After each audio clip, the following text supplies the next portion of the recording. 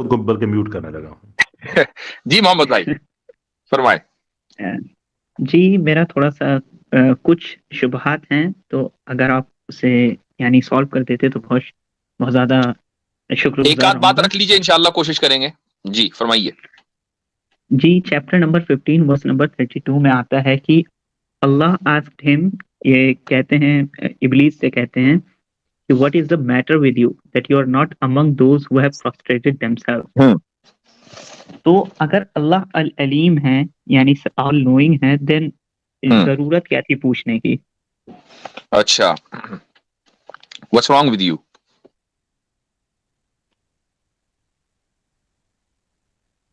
Hello what's wrong with you؟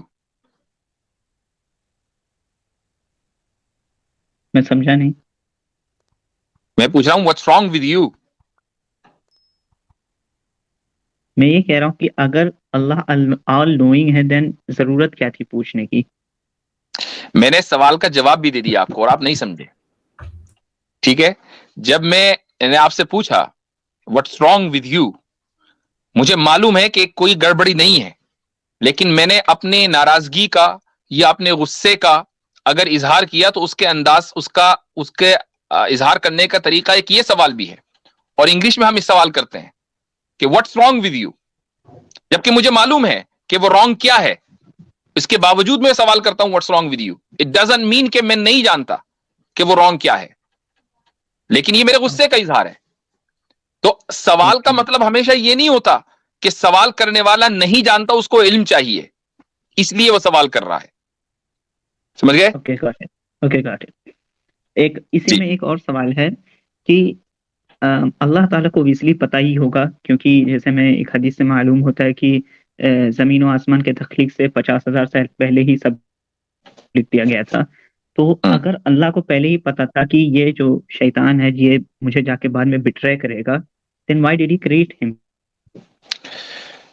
دیکھیں، اگر کوئی چیز اللہ تعالیٰ کو پتا ہے اور وہ اس نے اپنے عظیم تر مقصد کے لیے تخلیق کی ہے. اب آپ یہ کہہ رہے ہیں کہ اللہ کو یہ پہلے سے معلوم تھا کہ شیطان مجھے بٹرے کرے گا، تو اس نے کیوں اس کو تخلیق کیا؟ یہاں سوال یہ ہوتا ہے کہ اگر ہم تھوڑی دیر کے لیے مان لیں کہ اس نے اللہ کو دھوکہ دیا، تو کیا اس سے اللہ کو کوئی نقصان ہوا؟ نہیں.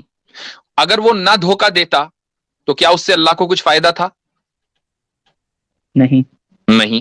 جب اس میں اللہ کا اپنا نہ کوئی نقصان نہ نفع، تو اب شیطان کو جو تخلیق کیا ہے وہ کسی حکمت کے لیے کیا ہوگا، چونکہ اپنا ذاتی نفع نقصان تو ہے نہیں، تو کوئی نہ کوئی حکمت ہوگی.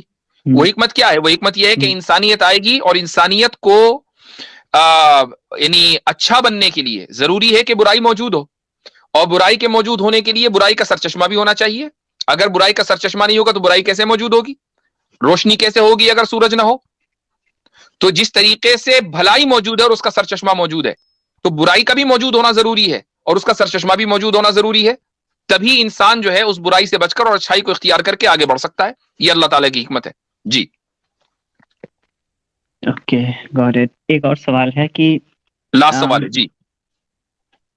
جی فرمائیے. القضاء والقدر میں آتا ہے، جیسے نالج کا تو مجھے سمجھ میں آ گیا ہے کہ نالج کیوں ہے. اللہ کے پاس اگر نالج ہے تو اس میں ہم اس کی کوئی غلطی نہیں ہے، مطلب اس لیے یہ تو غلطی تو ہے نہیں.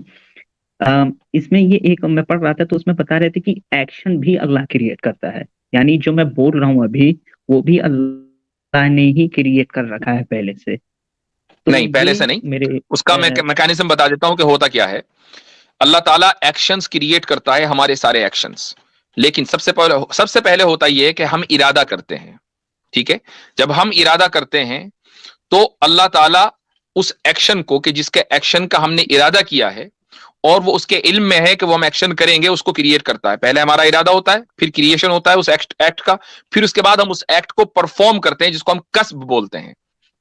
اور اس کسب کے اوپر جو اکاؤنٹیبلٹی ہے وہ طے ہوتی ہے، محض ارادے کے اوپر اکاؤنٹیبلٹی طے نہیں ہوتی ہے.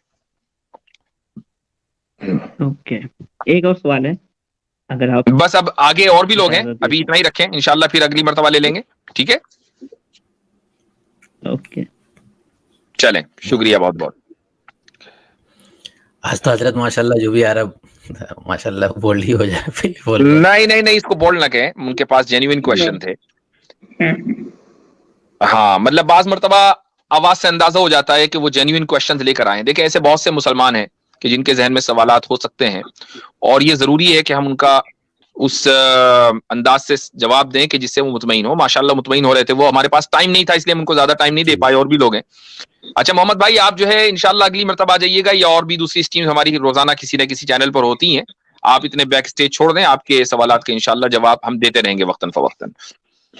جی بھائی ارمان صاحب. جی السلام علیکم. وعلیکم السلام ورحمۃ اللہ.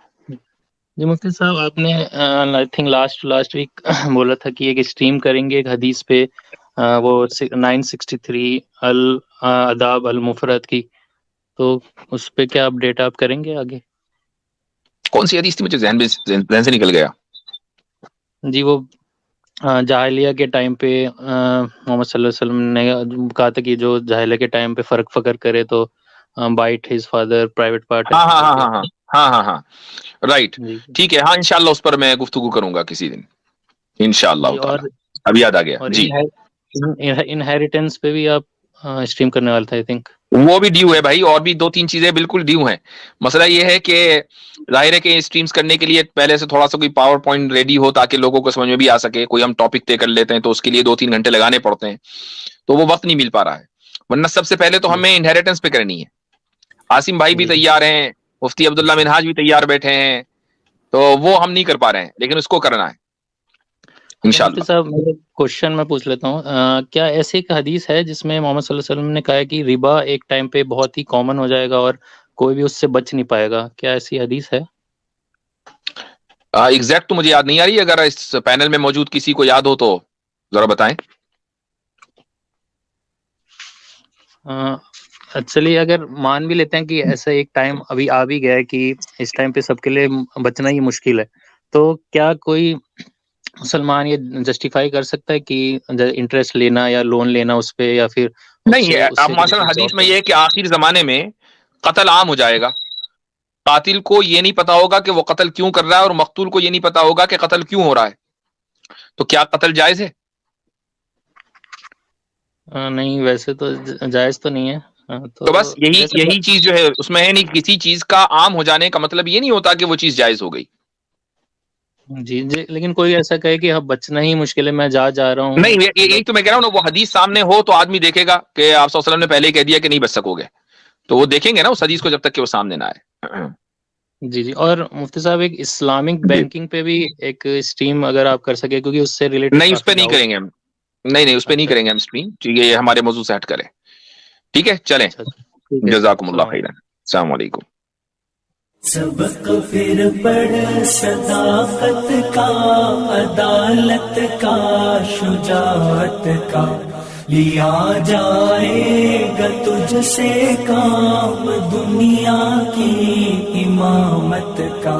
سبق پھر پڑھ صداقت